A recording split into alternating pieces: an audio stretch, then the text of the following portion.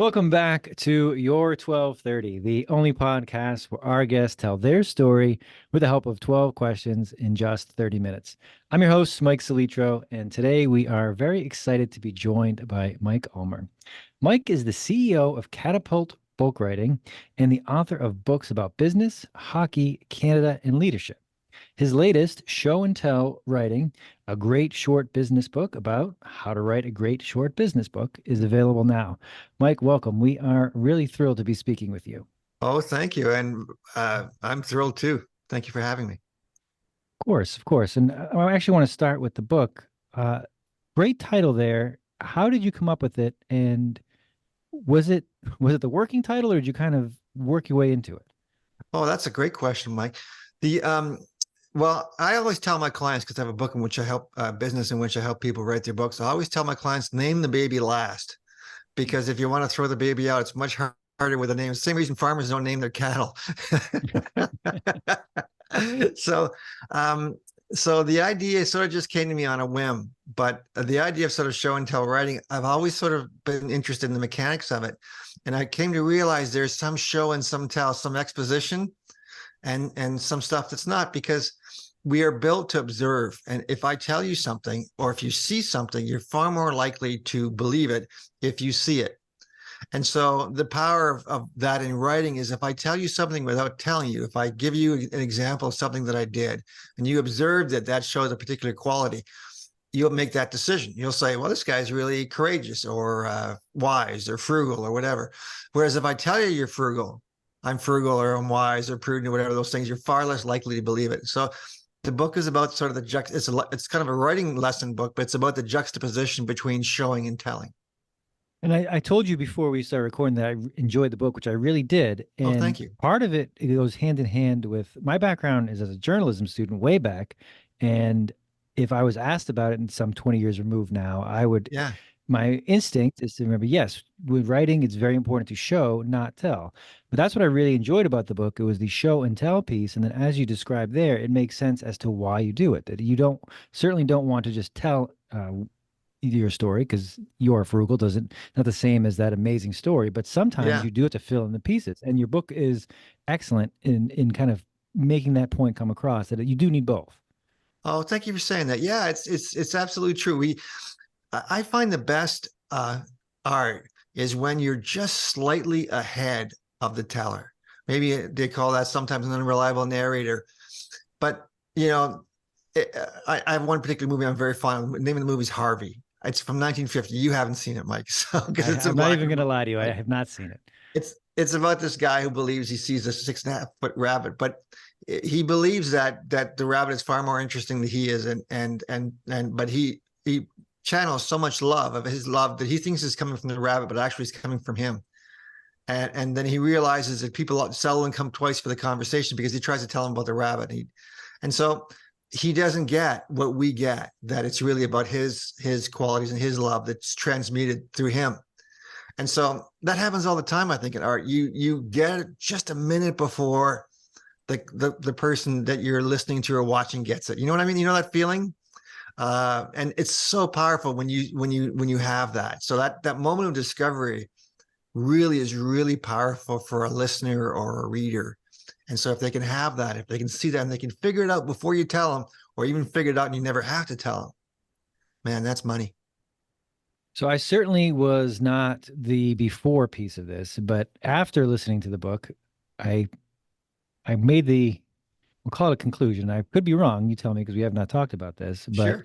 part of the book Show and Tell was it's a how-to guide, and the book itself is I'm going to show in your book. This is how it's. I'm going to tell you how I'm doing it, but also my book is the show piece of it. So I thought that Yeah. was really well done. That it was like, here is a live example, and with you lending your voice, I feel like it's the writing, it's the audio, it's all coming together.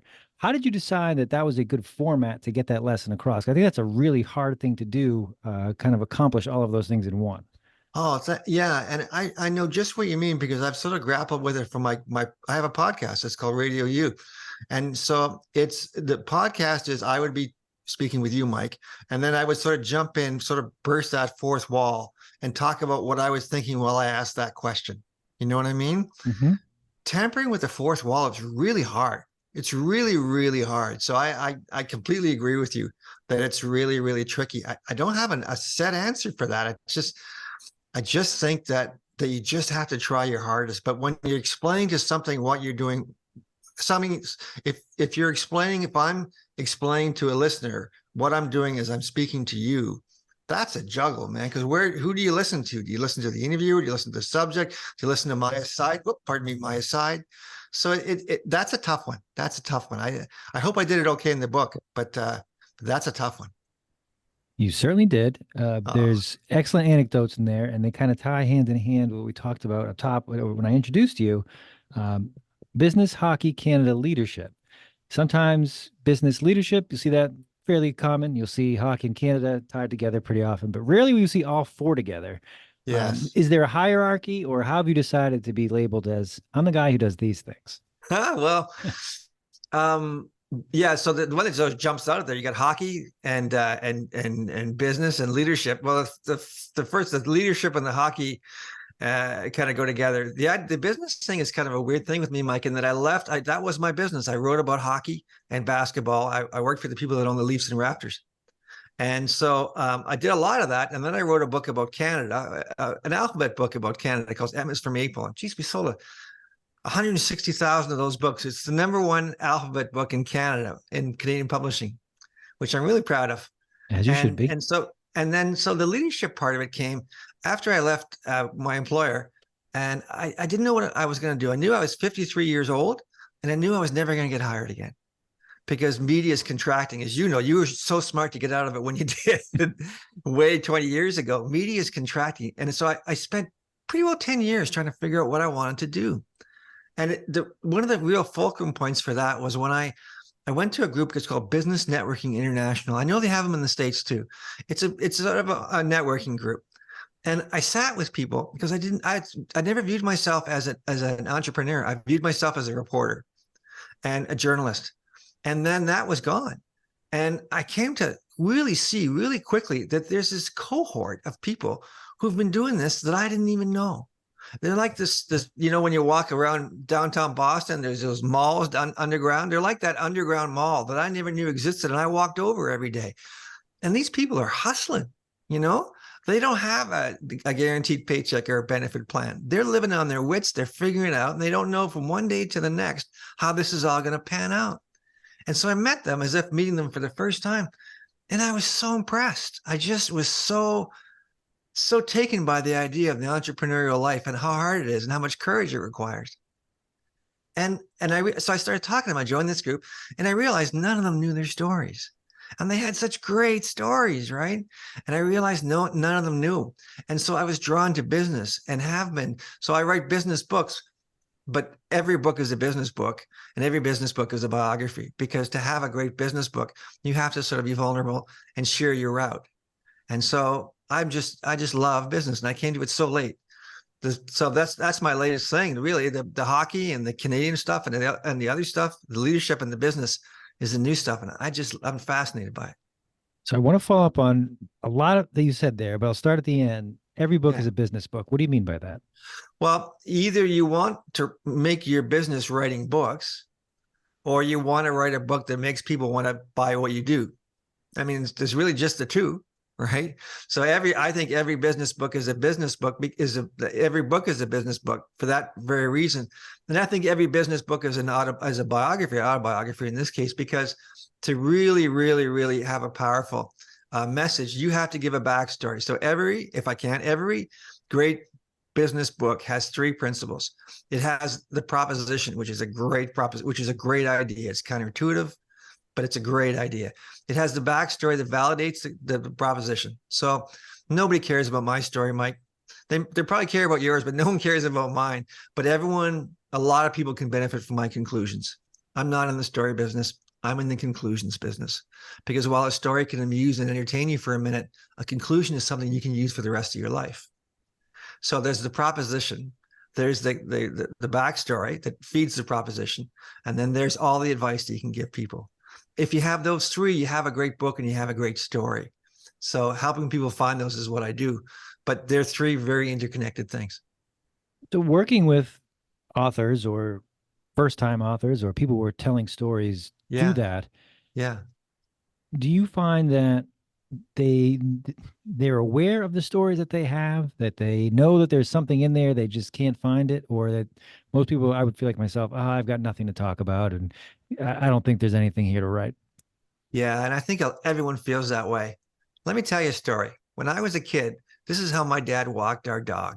He would put the dog in the back of the car. He would drive to a little gravel road about 10 minutes from our house. He would take the dog out. He'd put the dog on the gravel road and he would slowly drive away, right? That was his version of walking the dog, right? That's nuts, right? But for a while, when I was a little kid and I'd see people walking their dogs, I would say, man, those poor people can't afford a car, right? Now, that's a little bit of an exaggeration, but not totally. My point is, whatever you think happened to you is normal, is not necessarily normal to other people. I was talking to a woman today. She was just great, and we were talking about estate planning, and so she got into estate planning because she had this wonderful grandma. She's from the South. She lives in Mississippi. Her grandmother was a wonderful woman. When people go to revivals, this is Mississippi, they would go to revivals. After the revivals, they'd stop in and eat at her place because she just always had a great spread for people. She was a lovely, lovely woman. And when the woman, when her grandmother and her grandfather died, it set up a situation where people started scrambling for the money, and the family disintegrated. And her job now is to counsel people on wealth management to avoid what happened to her, right? She probably doesn't think she has a great story. She doesn't think she has a great story. But believe me, everyone has a great story. And the reason they do, and I've talked to more than 10,000 people, Mike, and I've yet to find the person who didn't have a great story. So maybe it's out there, but I haven't found it yet. The reason we think we haven't had a great story, though, is because what we think would happen to us is normal, whereas none of us ever had a normal life, and none of us ever will.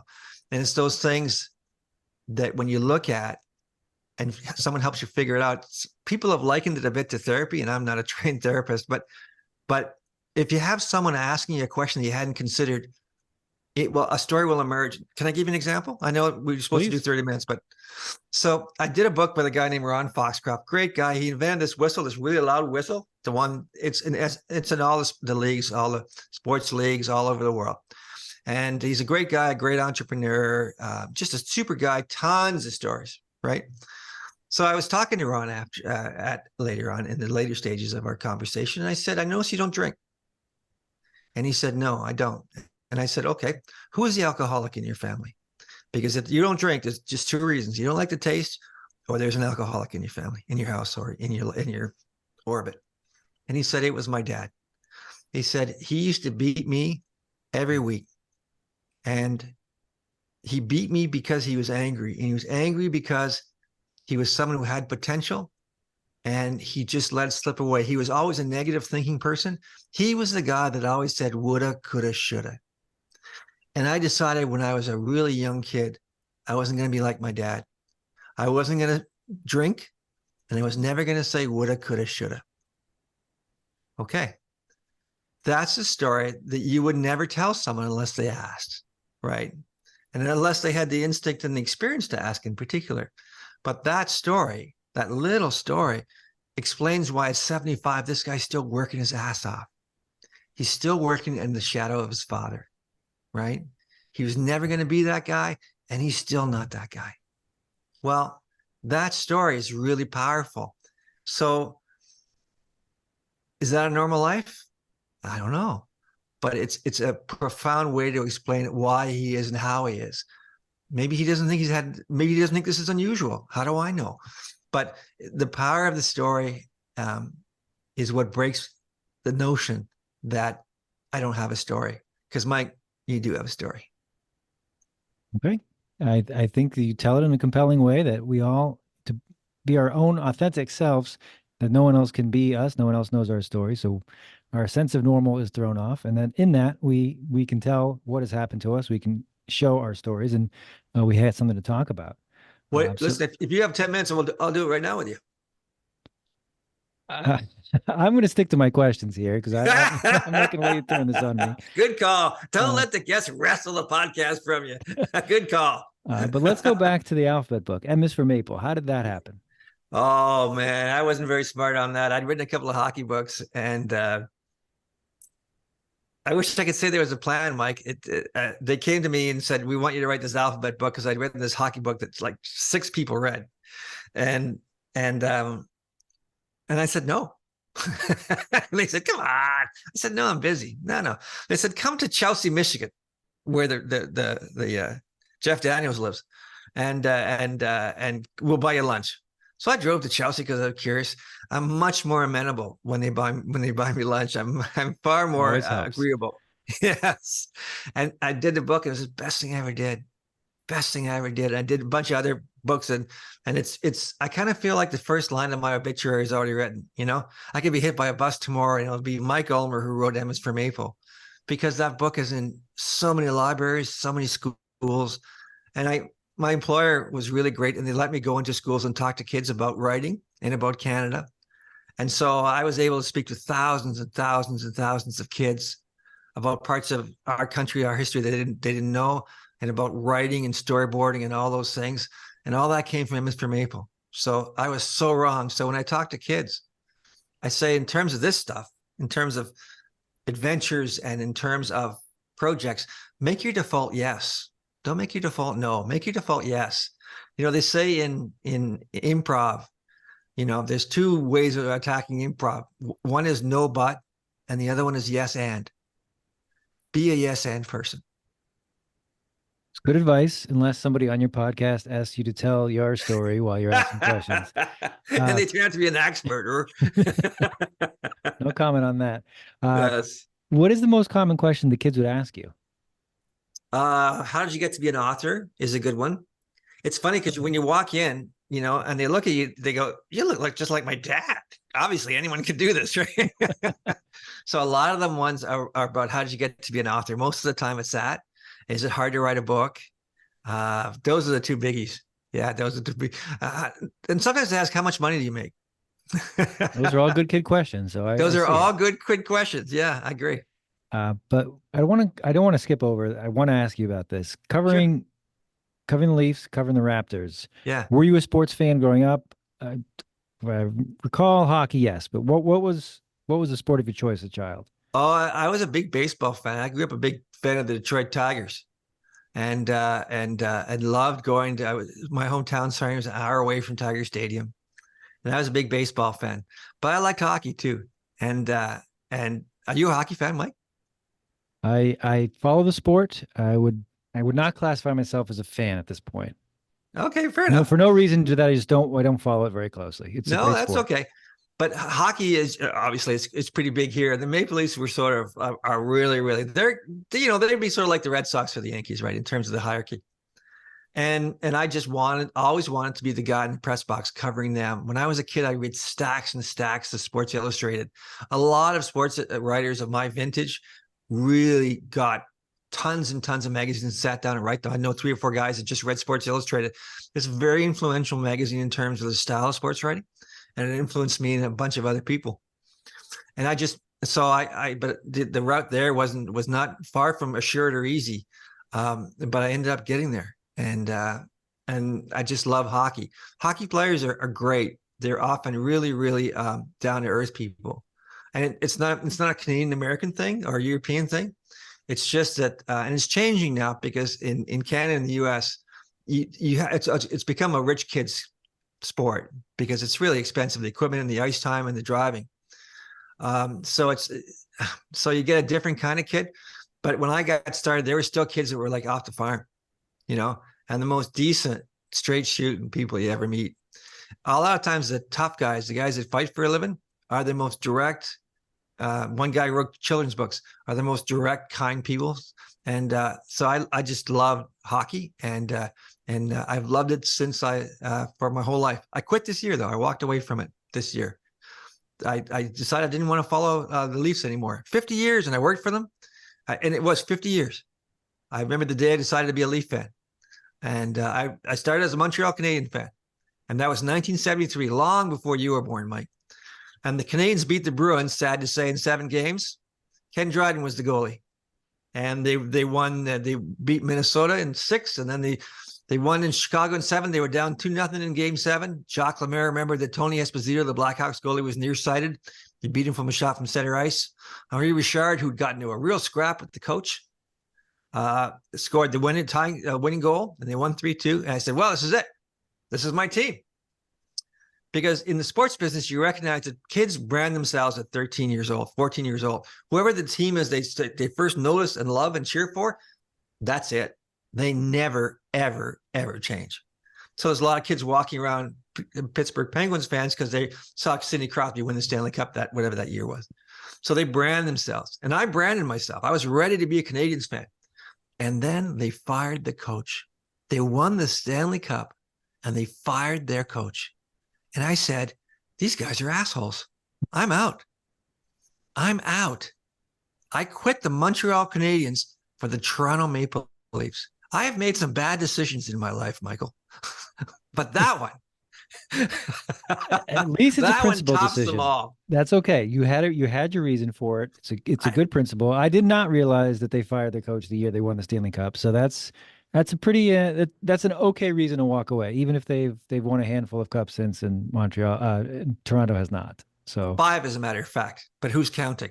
No, yes. Who's counting? I was working the last one. My brother-in-laws were there, and we were in the car, and Montreal was going crazy, and I was covering the finals, and I got tickets for my brother-in-laws, and they're both Canadiens fans. They were so disgustingly happy.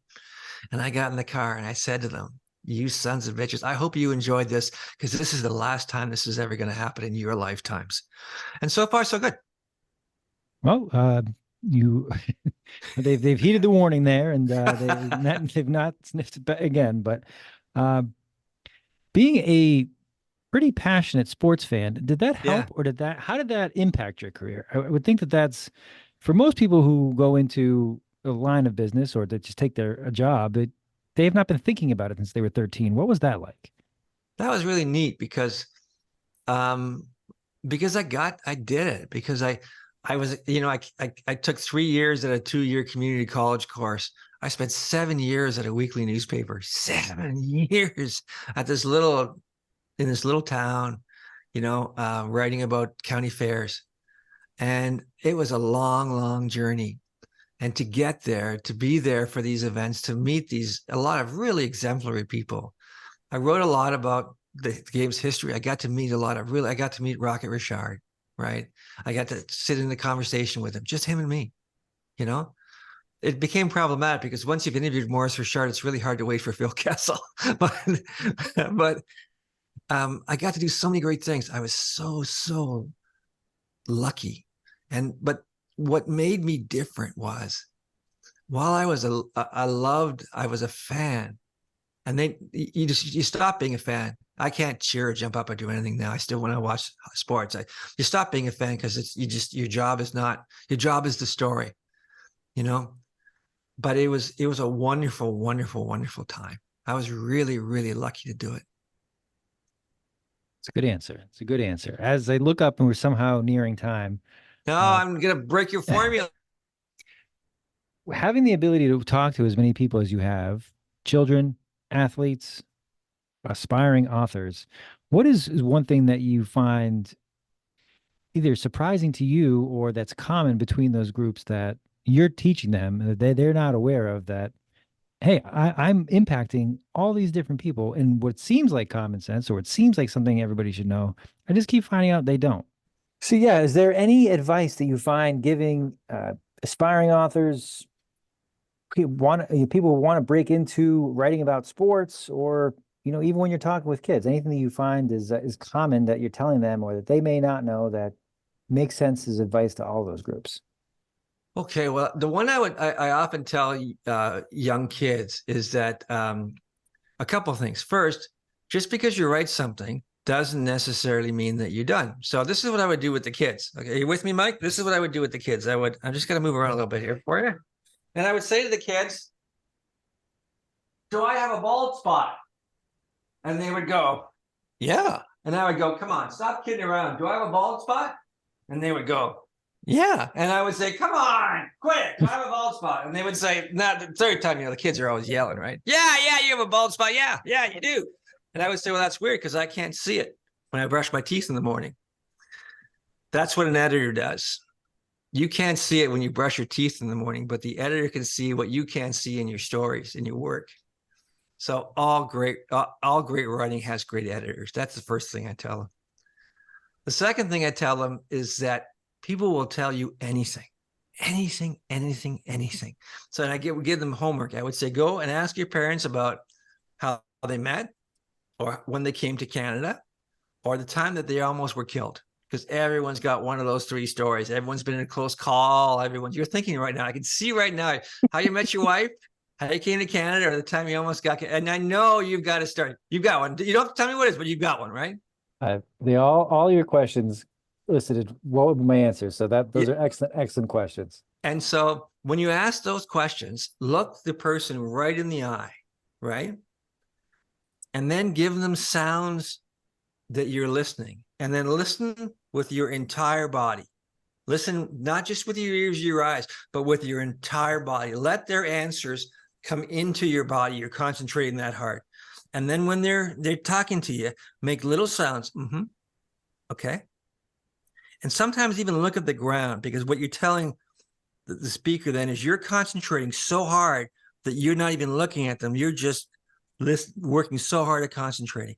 And then the third part of that is ask them questions based on their answers. If you do those three things, look them in the eye, listen with your whole body, and ask questions based on your answers, people will tell you anything. And it's true. They will. Regularly, a lot of times I would interview one of their teachers on the time, and inevitably the teacher would be saying, geez, the only person I ever told that was my wife, which is kind of fun to hear. So those are three things that I would absolutely tell any person: eye contact, listening, and follow-up questions based on that. The gold, and Mike, you knew this as a journalist, the gold lies in the third question.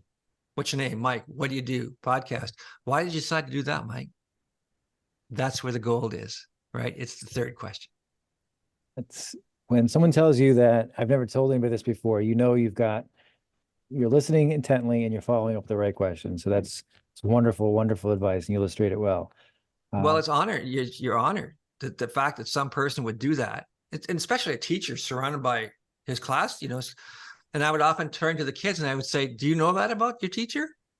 And they would go, no. And I would say, well, how is it that I'm a stranger? And I would say, how is it that I know that about your teacher and you don't? And they said, well, you asked. And I would say, exactly. So where can our listeners find you or connect with you, Mike, if they want to hear more? Oh, yes. Well, my website is called MikeUlmer.com, not coincidentally. And my business is I help people find their stories. We write a lot of books with people. I help them write their books. Either they write it, and we coach them through it, or we write them for them.